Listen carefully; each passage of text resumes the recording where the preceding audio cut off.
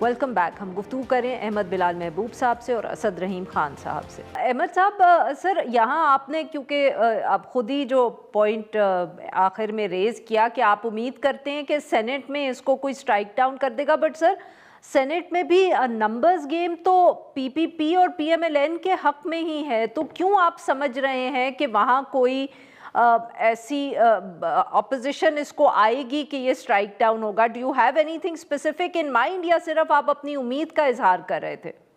میں اپنی خواہش کا اظہار کر رہا تھا, اور میں سوچتا تھا کہ اگر اس دوران میں میڈیا اور سول سوسائٹی کی طرف سے جو ری ایکشن ہے وہ ذرا زوردار تو ہو سکتا ہے کہ شاید وہ پیچھے ہٹ جائے. یہ میری امید ہے. لیکن آپ نے صحیح کہا کہ نمبر ان کے پاس صحیح. موجود ہے.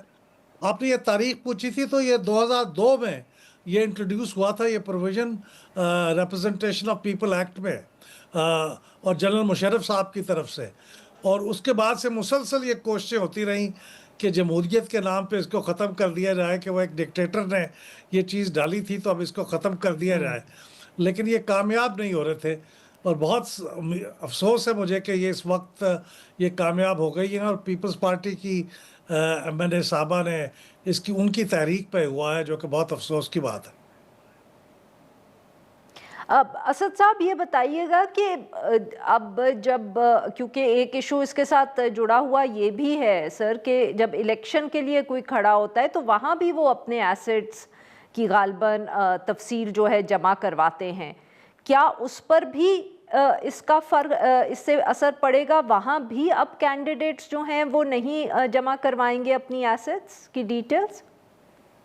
جی, لگ تو ایسے ہی رہا ہے کہ آپ اب ایک بند کمرے میں الیکشن کمیشن کو یہ جو سارے فارمز ہیں یہ فراہم کر سکتے ہیں, اور کیونکہ الیکشن کمیشن کی بھی اسی طرح کی کارکردگی دیکھنے کو مل رہی ہے, اس کا کیونکہ اب ووٹ سے بھی کوئی خاص تعلق نہیں ہے, تو یہ بھی ٹھیک رہے گا کہ اس کا نامینیشن فارم سے بھی تعلق نہ رہے. میں احمد صاحب کی بات بھی بڑھا دوں, یہ بات درست ہے کہ احتساب کا نظام ایک ڈکٹیٹر کے ذریعے آیا تھا, پرویز مشرف صاحب کے ذریعے آیا تھا. اس سے پہلے لیکن نیشنل اکاؤنٹیبلٹی بیورو جس بنیاد پہ آپ نے اس چیز کو بنایا تھا وہ میاں نواز شریف صاحب کے احتساب بیورو پہ تھا, اور اس سے پہلے جو مراج خالد صاحب کی مخلوط حکومت تھی. تو اس میں سویلین رول بھی ہے, going back to PRODA and EBDO, اور ہمارے فوجی آمروں کا بھی کردار ہے. جس بات سے اختلاف کرنا چاہیے وہ یہ ہے کہ جب آپ نے ان قانونی تبدیلیوں کو منظور کیا تھا اور عدالت عظمیٰ نے منظور کیا تھا, یہ شاید جانتے بوجھتے ہوئے کہ یہ ایک مخصوص طبقے کو فائدہ دے گا, یہ پرسنل اسپیسیفک لیجسلیشن ہے, اور آپ کچھ خصوصی کیسز کو فارغ کرنے کی کارروائی آگے بڑھا رہے ہیں, تو انہوں نے اپنے اسی نوٹ میں, ایڈیشنل نوٹ میں یہ بھی کہا تھا کہ سیاست دانوں کو کیا, آپ کو جو اسٹیٹ آفیشلز ہیں, جو جج صاحبان ہیں, جو عسکری افسران ہیں, ان سب کو بھی اس دائرے میں لانا چاہیے. نتیجہ یہ ہوا کہ ان تین کا کیا, آپ نے اس میں سیاست دانوں کو بھی فارغ کر دیا, اور باقی سب جو طبقے تھے ان کا تو ویسی کوئی احتساب نہیں ہو رہا تھا. So now it is no accountability for anyone. بالکل ٹھیک. یہی جو آپ نے یہی جو شروع میں کہا, الیکشن کمیشن آف پاکستان کو اب میرے خیال سے پرائیویٹلی یہ فراہم کیا جائے گا, اور اس سے آگے کوئی بات نہیں کی جائے گی. Ahmed Sahab very quickly sir, we running out of time, آپ کا کیا خیال ہے, کیا کورٹس 27ویں ترمیم کے بعد, خیر اب ہم وہاں کورٹس کی بھی رویہ بہت تبدیل ہو گیا, کیا وہ وہاں کوئی گنجائش آپ کو لگتی ہے کہ وہ اعتراض اس پر کریں اگر یہ سینٹ سے پاس ہو گیا؟ ویری کوئکلی سر.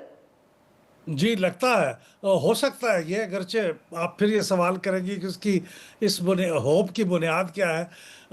دیکھیے, پرانی یہ جو آپ نے ابھی بات کی تھی نا نامینیشن پیپرز والی, 2018 میں الیکشن سے پہلے یہ جو سارے ڈیکلریشن جو نامینیشن فارم میں جمع ہونے ہیں یہ انہوں نے ختم کر دیے تھے 2017 کے الیکشنز ایکٹ میں. پھر یہ سپریم کورٹ نے ریسٹور کیے تھے, تو وہ ختم نہیں ہوئے ابھی, اس ترمیم سے وہ ختم نہیں ہوں گے. لیکن میں امید کرتا ہوں کہ یہ, پتہ نہیں میں کیوں امید کرتا ہوں, لیکن کرتا ہوں کہ یہ فیڈرل کانسٹیٹیوشن کورٹ میں یا سپریم کورٹ میں چیلنج کیا جائے اسے.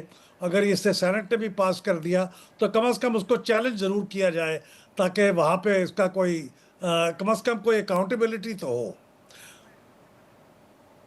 بہت بہت شکریہ ہمارے دو مہمانوں کا ہمارے لیے وقت نکالا. ناظرین آج کے لیے بس اتنا ہی. We will be back on Monday now.